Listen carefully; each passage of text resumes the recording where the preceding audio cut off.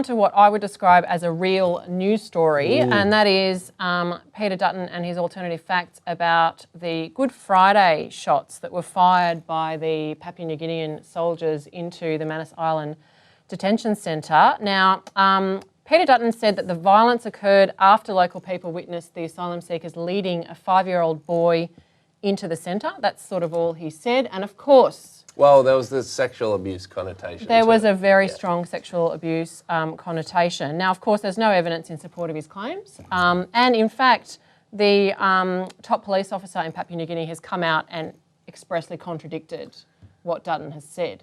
Yeah, I think what Dutton said was at odds with what the cop had said already. Like when he made that statement, I think that it was highlighted. And then he got the boy's age wrong, right? He got the boy's age wrong and he got the time wrong. So apparently it was actually a week before that a 10-year-old boy had been given food.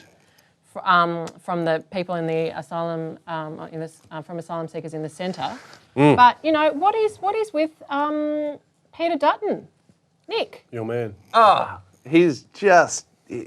I don't know. I feel like I should enjoy Dutton more, but I just find him to be such an egregious dingbat that... Doesn't he look like he's like standing outside someone's window? This is the best. This is the best you know, you recall that photo came out and his media team said, nobody circulate that. That's right. So we are very happy to use it. You know, I mean, come on. So let's take a little look at what happened to him on Insiders. Barrie Cassidy strung Pete up. Who gave you this information? Well, Barry, I have senior people on the island. We also have obviously significant contacts with the governor and people of Manus. Well, you didn't speak with the police commander, clearly. Well, I can give you the facts in relation to it, or you can take the Twitter let me version. Give you what I understand the facts to be. The boy wasn't 5; he was 10. It didn't happen on the day of the disturbance. It happened a week before the disturbance. And there's CCTV footage outside of tent number 1 that shows the boy went inside and the people are packing fruit into plastic bags. They gave him the fruit and he left. But you're an ex-Queensland policeman. You know that you're presumed innocent, don't you? Of course, but you're going to the mood on the ground, which is not something you need to prove beyond reasonable doubt in court. And the police are investigating this incident around the 5-year-old boy. Yes, they are. Do they understand he's 10 and not 5? Well, I'll leave the detail to them to explain. The detail is important in these matters. The police commander says that there's CCTV footage showing that the boy was waiting outside the gate. He was looking for food. Food was placed into a plastic bag and given to him. He was 10 years old. It happened a week before the disturbance and he left. That's the extent of it. Now, how is that relevant to anything? Yeah, so... Wow. It's some strong doubling down. Barrie Cassidy. That was good. That was good stuff by Barrie. Good old school stuff, yeah. No, but he did. He gave him a smashing that he deserved. The thing that gets me about this, as absurd as it all looks, is anecdotally, and from what my little radar antennas are picking up, is people like Dutton because he does that. Even when confronted with really a blatant falsehood, the whole thing's not going to fly. It never was. It sounded like bullshit when he said it. It immediately was more or less proven to be so. People that I've spoken to say, I like him, man. I like him because he doesn't back down. Okay? And I go, well, How can he say that? I mean, look, you're entitled to like whoever you want, but I don't really know how to cope with that sort of an attitude from people who, I don't know, I guess I loosely associate with the rise of, the confusion of Trump and all of the kind of what's true and what's not stuff that's been going on of late. And then it's like, well, this one's kind of cut and dry, but you just like the guy anyway, you know? But there's some really interesting questions with this and disturbing ones because increasingly Peter Dutton is, I think, seen as a potential leadership contender for the Liberal Party. He looks like he's trying to flex his muscles. He is, and in the aftermath of the 457 visa and citizenship test changes, I just think it's funny. Peter Credlin on Sky was saying that she thought he was positioning himself as an alternative leadership contender. So he's obviously a powerful figure within the Liberal Party. Preceding that as well, he came out with deporting all those people with who were born criminals who were born in other countries. Yeah, that's right. But who were here. Alex Vella, the Rebels president, too, he's in Malta. You could tell from that point on, from around that time, he was basically trying to ramp up a bit of support and also build a bit of a reputation as a bit of a tough man for Yeah, himself. yeah. Well, because he's an ex-police officer, so he's got that sort of Ex-Queensland police officer. Ex-Queensland police officer, Yes, we should say. that's right. But one thing that the hashtag Sach Dutton was really trending very strongly on Twitter. In fact, trend.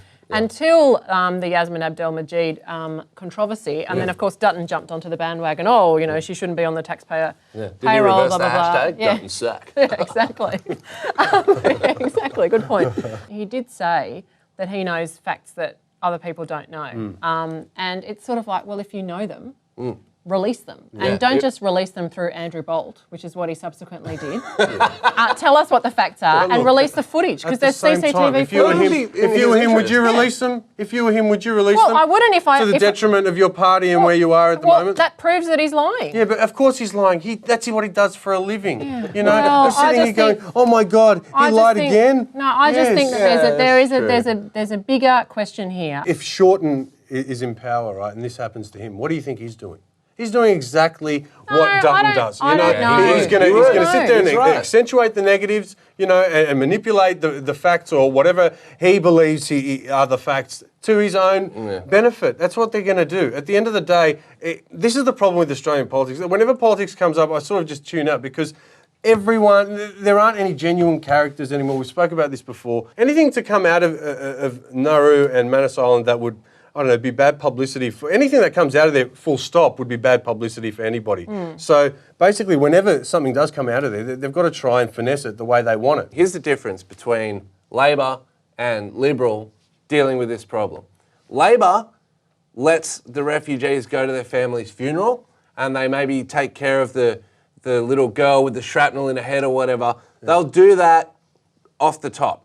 But they won't change anything else underneath it's it. You know, basically it's going to the be an same. image No, of I mean, compassion that they'll project. that's right. The Liberals thing is just the opposite of that, but it's not greatly different, which is say, no, we don't budge, we don't bend. That's right. Which is exactly what Dutton does, which is why people like him, because they're morons. But the reality is you've got people here on this island who are trapped there. Yeah. There's nowhere for them to go. No. They're there indefinitely. Oh, maybe yes. the US will pick them up, maybe they won't. And if the US doesn't pick them up, where do they go? Yeah, what I know. happens to them? And then you've got this guy Yeah. going around, Peering through somebody's window who's having a shower. going around, Allegedly. allegedly, Reportedly. going around and making up stuff about the circumstances in which this shooting occurred. Yeah. And you've got these asylum seekers who are in Manus who can't defend themselves. That's why Dutton's And fun it's to just- hate. The one other aspect I wanted to touch on with this discussion is, I don't know if you followed up, but Dutton came out the day after Barry's interview and sort of insisted that the ABC apologised to him for challenging his version of events. It's sort of like, okay, like you're an elected politician. You are accountable. Yeah. The role of the media is Yeah. to hold you to account. It's a massive dweeb. It's like lesson 101 of media and politics. He's a massive dweeb. I just thought it was, I think you found it pretty amusing as well. I do. I do. I do. Yeah. Anyway. Yeah. All right, well, we'll wrap up Peter Dutton there, and no doubt we'll have another opportunity to utilise this fantastic image coming back. when we talk about Peter Dutton the next time.